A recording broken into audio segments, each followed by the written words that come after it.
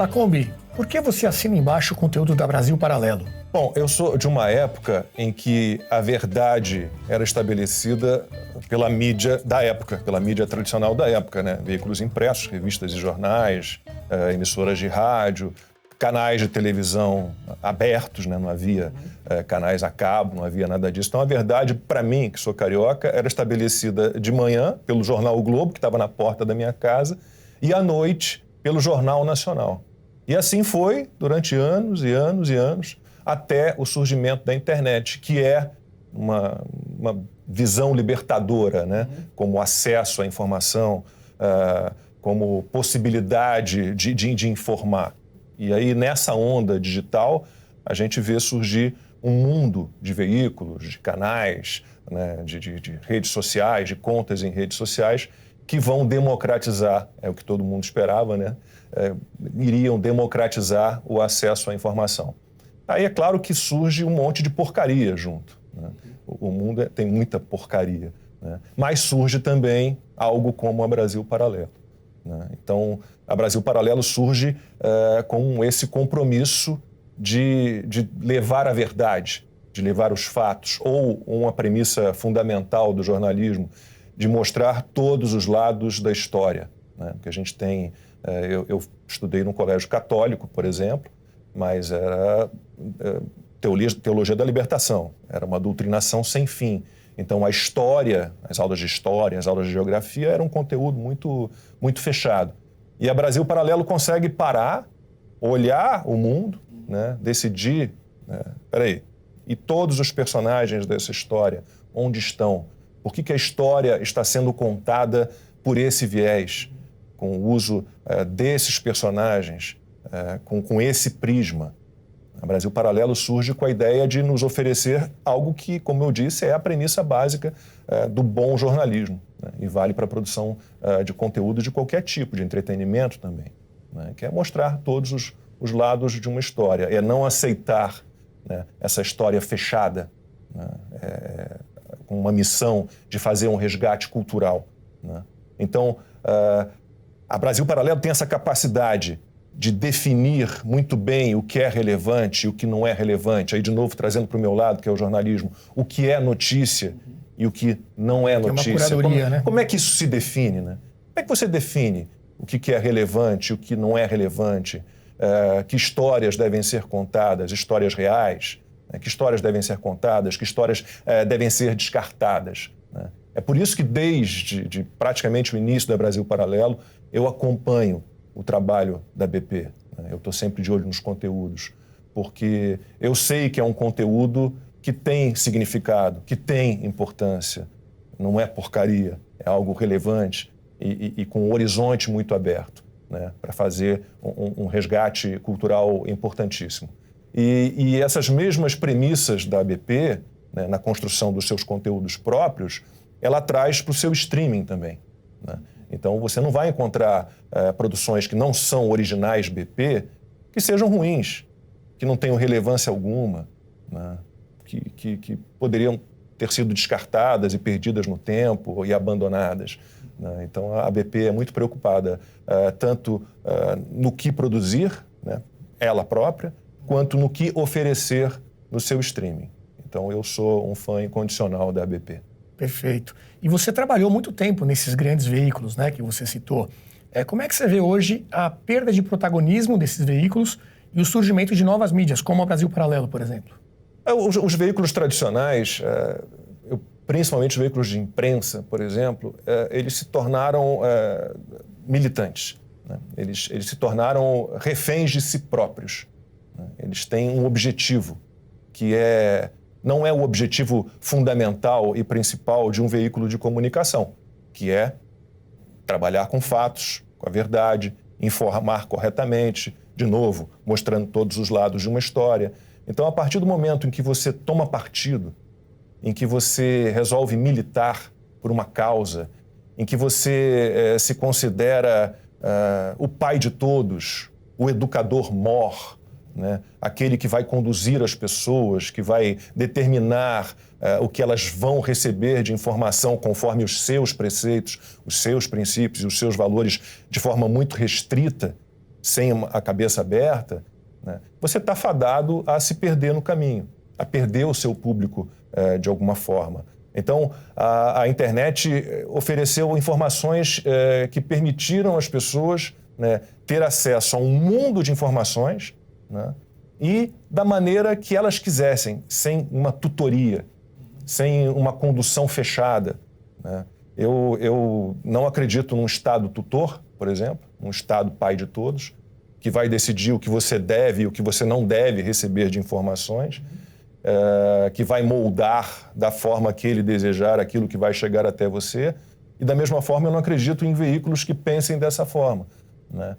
Que tem essa capacidade de pegar na mão da audiência, do leitor, do espectador, né, do ouvinte, do leitor, e dizer, é isso aqui e não conteste, né? O jornalismo, eu sempre trabalhei com o jornalismo, pensando sempre no jornalismo não conclusivo.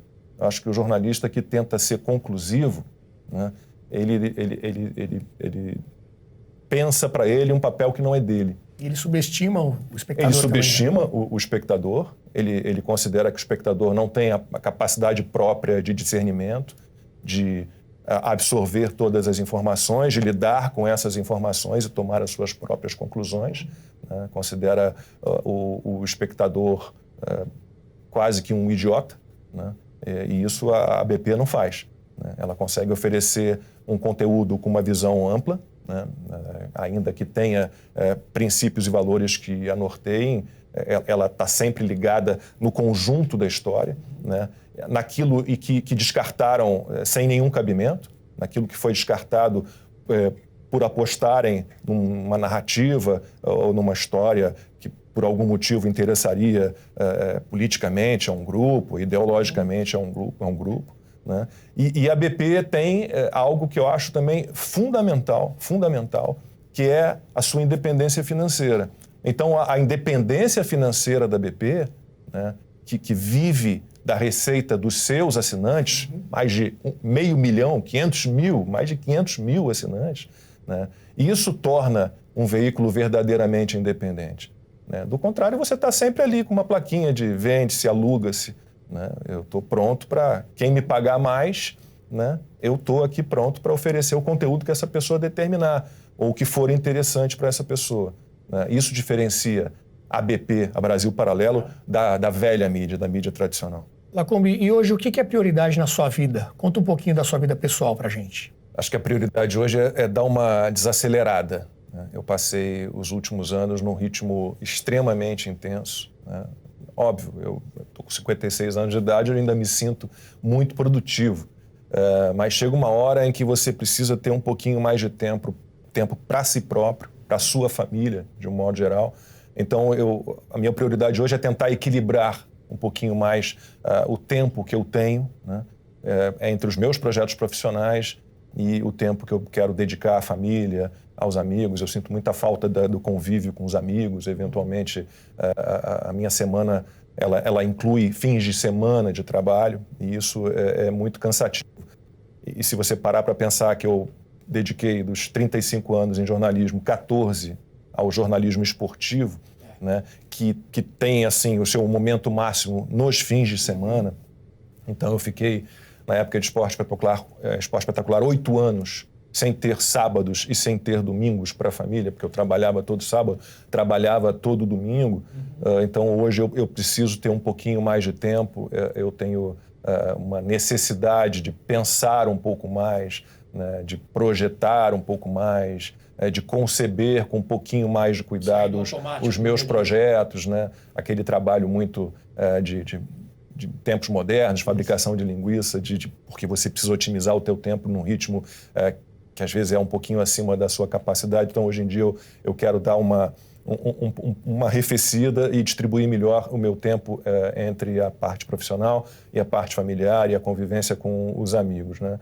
E é engraçado, eu citei o período que eu passei no esporte, né? Muita gente me pergunta se eu voltaria a trabalhar com jornalismo esportivo, algo que a Band tentou fazer com que eu fizesse lá na época que eu saí da Band. Me ofereceram, olha, a gente quer que você volte para o esporte. É engraçado como hoje eu não me vejo mais trabalhando com o esporte. e me sinto até um pouco constrangido de falar sobre isso, mas acabo achando um pouco a cobertura jornalística esportiva próxima de uma perfumaria, né? Eu entendo, eu sou um atleta, até hoje eu sou um atleta, pratico esporte, né? Eu entendo a importância da prática de exercícios físicos, da prática de esporte. No período todo que eu trabalhei com jornalismo esportivo, eu tive essa preocupação de incentivar as pessoas a se mexer, mas a minha entrada no jornalismo de política, né? Essa entrada ela vai me conduzir agora para um caminho que não tem mais volta, né? Não me vejo mais trabalhando com o esporte, né? Eu tenho ainda projetos literários, eu tenho muita vontade ainda de escrever alguns livros que faltaram, já escrevi 4, né? Tô com o 5º pronto, um livro de crônicas, mas eu tenho outros projetos de livros, por exemplo, um projeto para contar a história da família Lacombe. Eu já contei a história da família Heilborn, que é meu último sobrenome, que é uma família judia alemã, então, que é um projeto que eu adoraria transformar, por exemplo, num filme ou numa série aqui com a Brasil Paralelo. Acho que é um livro que daria um bom roteiro adaptado. Mas eu tenho vontade de contar um pouco a história da família Lacombe, que é uma história super interessante. A família Lacombe veio para o Brasil da França trazida pelo Dom João VI. Quando ele vem para o Brasil fugindo de Napoleão, com a corte portuguesa, ele chega ao Rio de Janeiro e eles não têm o que fazer, né? Tudo muito parado para europeus. Ele começa a trazer artistas da Europa para montar espetáculos, né, culturais, teatrais, musicais, para a corte portuguesa, para a família real abrigada aqui no Brasil. E nisso vem 3 Lacombe. O Louis Lacombe, de quem eu descendo diretamente, um irmão dele e o primo dele, todos maîtres de balé, todos bailarinos e coreógrafos. Nossa, a artística já vem. Então, mas eu não danço nada. Mas então eu tenho vontade de escrever muito esse livro e tenho vontade de escrever um livro de memórias, né? Ainda que eu não me considere ninguém importante, mas eu tenho histórias no jornalismo que eu acho que eu preciso realmente contar. Eu acho que qualquer pessoa, independentemente da área profissional em que atua, do nível social, do nível intelectual, do nível cultural, independentemente da sua região geográfica, onde vive, todas as experiências humanas, elas são importantes e podem gerar para as outras pessoas alguma espécie de aprendizado, né, de lição. E eu tenho muita vontade de escrever um livro de memórias, né, reunindo tudo o que eu vivi, tudo que eu enfrentei, porque ainda que me considere uma pessoa de paz, do bem, conciliadora, agregadora, eu tive inimigos nos meus caminhos, né, porque briguei por princípios, por valores, porque eu briguei pelo que era correto. Então eu tenho vontade muito de escrever um livro de memórias, né, que não vai servir apenas para jornalistas, mas vai servir para todas as pessoas de alguma forma. Toda a experiência é válida. Eu, por exemplo, fiz 4 faculdades, né, fui abandonando uma e entrando em outra, e considero que as 3 faculdades que eu abandonei, todas de alguma forma me geraram algum tipo de conhecimento, algum tipo de experiência. Então o livro de memórias está nos meus projetos também futuros. Excelente. Você comentou muito sobre família, né? Hoje a gente percebe na Brasil Paralelo uma preocupação muito grande com o que os filhos vão assistir, né? Os pais ali preocupados com que tipo de conteúdo os filhos vão consumir. Como é que foi isso na sua família? Como é que era essa relação dos seus pais com você e você com seus filhos para escolher aquilo que seus filhos vão assistir e aquilo que você assistia? Eu não tive a sorte de ter uma Brasil Paralelo na minha infância, até porque não havia nem internet, mas eu tive a sorte de nascer numa família, num ritmo Brasil Paralelo, uma família de educadores. Então, meu avô foi imortal da Academia Brasileira de Letras, era um grande historiador, foi secretário de Educação do antigo estado da Guanabara. Nós temos grandes educadores na família. Tínhamos um colégio muito tradicional no Rio de Janeiro, o Colégio Jacobina. Então, eu nasci numa família de educadores, uma grande psicopedagoga. Então, eu sempre tive o filtro da família, né, no que diz respeito a livros que eu deveria ler, a filmes a que eu deveria assistir, né, a conteúdos em televisão que eu deveria assistir. Esse filtro, né, eu tive por sorte, porque cresci numa família assim, né? A biblioteca do meu avô, eu cresci na biblioteca do meu avô, Eram 30 mil volumes, então era o terceiro andar inteiro da casa dele, em Botafogo, na zona sul do Rio, 2 fileiras de livro, uma diante da outra, do chão até o teto. Eu tive essa sorte, né? E meus filhos, claro, seguiram nessa mesma linha, né? Sempre tiveram muita orientação minha, da minha mulher, né? A gente estabeleceu lá em casa as quintas-feiras, como toda noite de quinta-feira era a noite da leitura. Então, eu tenho 2 filhos, cada noite um de nós escolhia na biblioteca deles, que a gente formou, né, um livro, e um dos 4 lia aquele livro, normalmente quem escolhia, né? Eu sempre frequentei muitas feiras de livro, Bienal do Livro, sempre levei meus filhos, sempre fiz questão de levar meus filhos, sempre fui muito a cinema com os meus filhos, sempre com cuidado de saber qual era o filme que estava em cartaz, né? o que tinha de mensagem naquele filme, né? E nesse sentido, a Brasil Paralelo também é muito importante, porque você tem, claro, os originais BP, os documentários da Brasil Paralelo, mas você tem todo o catálogo de streaming, que é sensacional, né? Sensacional, porque você vê os streamings que a gente tem hoje em dia, eles são muito voltados para filmes, né, normalmente um catálogo mais recente. E você tem uma história, né, cinematográfica maravilhosa, desde o início do cinema. Né? E a BP é muito voltada para uma seleção muito cuidadosa, muito acurada, de entretenimento também, de filmes também. Então, eu acho que o trabalho que a BP faz, por exemplo, no seu streaming, foi um trabalho que eu fiz com os meus filhos, que minha mulher fez com os meus filhos, né?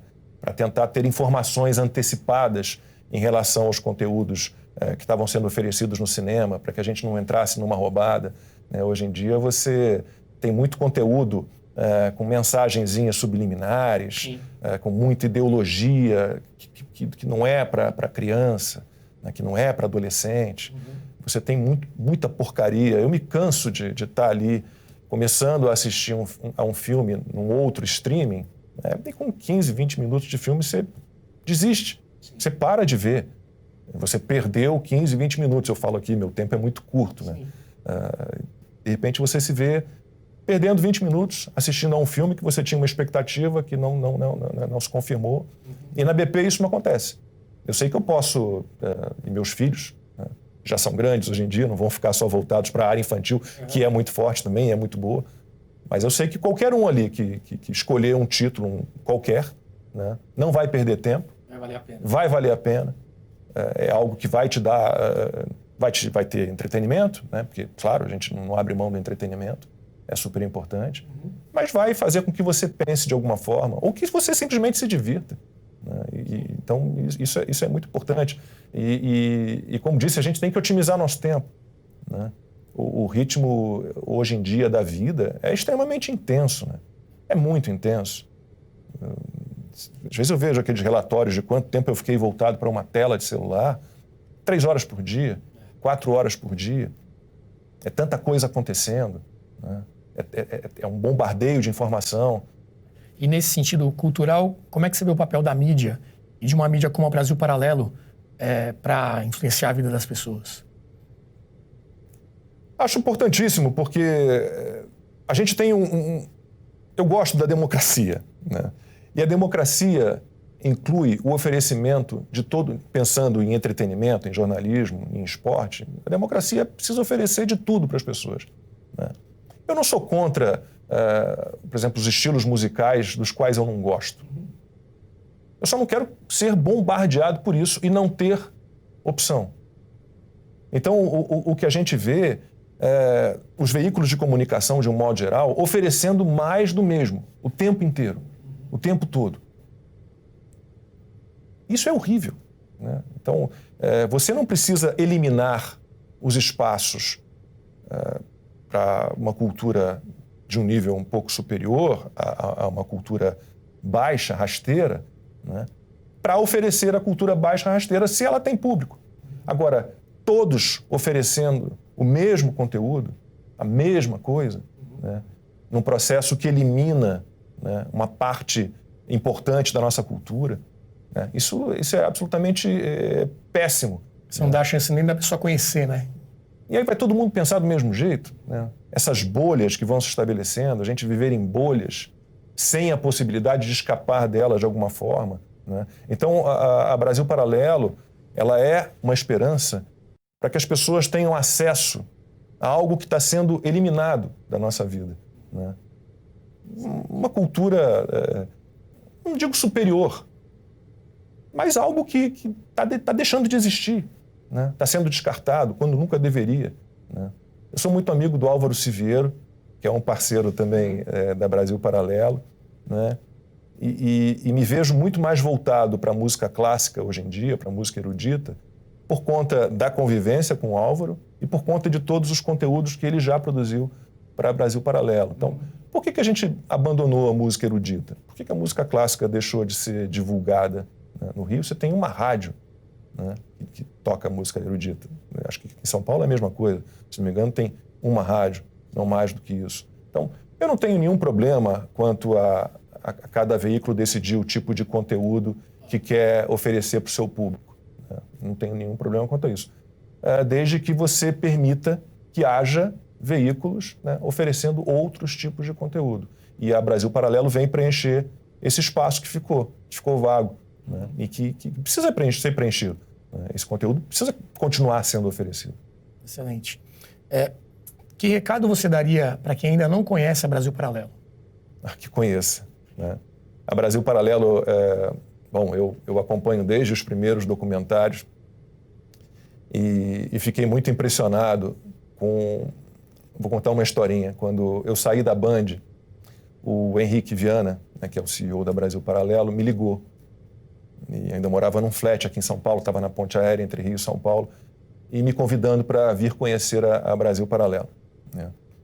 E eu ainda fiquei surpreendido naquela época, mas vocês estão em Porto Alegre, né? Minha mulher é de Novo Hamburgo, quando eu for ao sul... Não, nós já estamos em São Paulo, já tem um tempinho. E aí marquei um café para conhecer a sede da Brasil Paralelo. E juro, pensei numa produtora, como conheci tantas, né? Uma sala pequena, com 2, 3 mesinhas, né? Uma coisa enxutinha, pequenininha. E quando cheguei, já era este andar aqui, e só este andar, hoje em dia são 3. E eu fiquei, meu Deus, é impressionante o tamanho da Brasil Paralelo, né? Eu já conhecia a qualidade da Brasil Paralelo, né? Das suas produções, porque são muito cuidadosas, muito acuradas em todos os processos, né? Desde o início de pré-roteirização, de roteirização, a produção, a captação de imagens, a captação de som, a edição, a finalização, é tudo muito cuidadoso, muito cuidadoso. E me lembro que nesse primeiro contato pessoal com o Henrique, né, e com o conhecimento da estrutura física da Brasil Paralelo na época, isso tem 2019, isso tem 3, 4 anos já, né, eu fiquei muito feliz, porque percebi que, bom, o que eles fazem é bom demais, é muito acima da média, né? E o que eles estão construindo com essa estrutura que eu desconhecia, né, vai ser gigante. Então, quem não conhece a Brasil Paralelo precisa conhecer, precisa abrir a mente, né? Precisa entender o resgate cultural, precisa entender que a gente não está preso a uma história que nos foi contada desde a primeira infância, no pré-primário, no primário, no antigo, no meu caso, no antigo primeiro grau, no antigo segundo grau, na escola, no ensino médio, né, que vai muito além disso. E a gente precisa entender que os horizontes são amplos e que a gente não pode se fechar para uma ideia que nos foi dada como concreta e certa. Então, a Brasil Paralelo é um conteúdo imprescindível para qualquer pessoa. E precisa conhecer e assinar também, né? Precisa conhecer e assinar, porque, como disse, né, um veículo de comunicação, né, uma produtora, um streaming, se ele ficar dependente de um poder público, de uma empresa estatal, de um partido político, de um político, né, ela vai estar refém disso, de um discurso que querem que ela venda, né? Então, a Brasil Paralelo não precisa disso, não quer estar ligada a isso, porque ela perderia completamente a sua liberdade, né? Completamente a amplidão de pensamento que ela oferece. E a Brasil Paralelo tem um papel importantíssimo nisso, né? Ela é um contraponto a uma mídia que é basicamente a mesma, que é uniforme, que tem só um discurso, que tem só uma ideologia, que tem objetivos escusos ou não tão escusos assim, mas tem objetivos, né? Tem uma militância, tem algo errado, né? A Brasil Paralelo não está presa a verdades impostas, e verdades impostas não são verdades. Então, se as pessoas assinam, elas estão contribuindo para a produção de conteúdos relevantes, importantes, de altíssima qualidade e, sobretudo, livres.